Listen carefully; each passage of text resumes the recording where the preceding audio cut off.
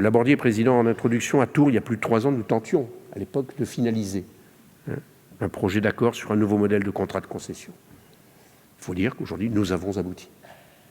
Peut-être avec ses imperfections, on l'a bien vu aussi avec encore ces difficultés de mise en œuvre qui sont quelque part assez légitimes, mais nous avons engagé sans délai les travaux pratiques, comme on dit, avec l'objectif de renouveler les 460 contrats de concession autour de ce modèle de contrat profondément modernisé. Vous avez utilisé le terme tout à l'heure. Donc d'abord, je voudrais vous dire merci, sincèrement.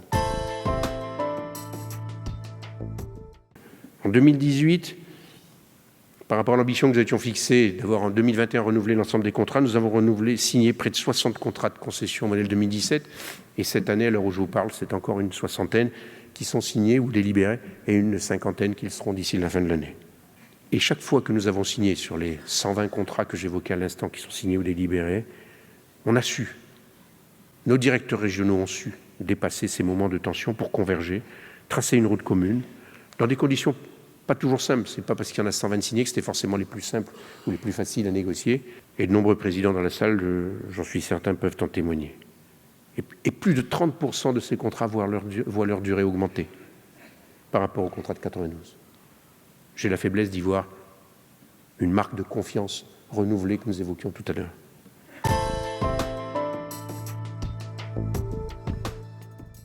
Alors des avancées significatives, et je m'en félicite, ont été réalisées depuis la signature de l'accord en 2017, sur la mise à disposition des techniques en particulier, qui permettent aujourd'hui de travailler de manière beaucoup plus approfondie et nourrie sur les diagnostics techniques partagés, mais également sur les données financières et le projet inventaire des ouvrages qui permet de localiser les biens à la maille de chaque concession, qui est un acquis de la loi de transition énergétique, sur lequel vous avez, vous en particulier, FNCCR, été acteur, moteur, demandeur. Eh bien, nous sommes là, maintenant, à quelques semaines de la publication de l'arrêté inventaire, qui est le fruit d'un travail construit avec vous et sous le pilotage de la DGEC. Mais les défis techniques pour produire en masse des données, Linky ce soir produira près de 2 milliards de données échangées.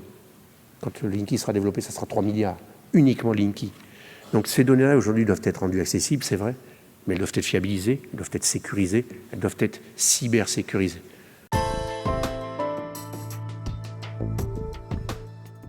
Et à propos de confiance renouvelée, vous n'avez pas parlé du projet Hercule, c'est pour ça que je m'autorise à vous poser la question.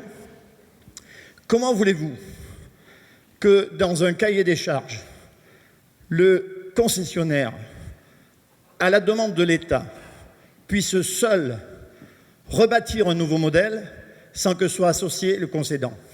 Ça, c'est déjà le contexte qui préfigure un ressenti où la confiance ne sera jamais au rendez-vous. Vous avez raison, je n'ai pas évoqué, et à dessein, Hercule, parce que, si vous me permettez, je reprendrai juste un point de ce que vous avez évoqué. Le concessionnaire n'est partie prenante et n'a engagé aucune réflexion sur une quelconque évolution de sa propre initiative. Donc je le rectifie. C'est la raison pour laquelle Jean-Bernard Lévy s'est exprimé hier, l'actionnaire. La mission, elle lui a été confiée directement, personnellement, par le président de la République. Donc Enedis s'installe dans les modèles qui ont été élaborés en termes de scénario, mais le concessionnaire ne prend aucune initiative.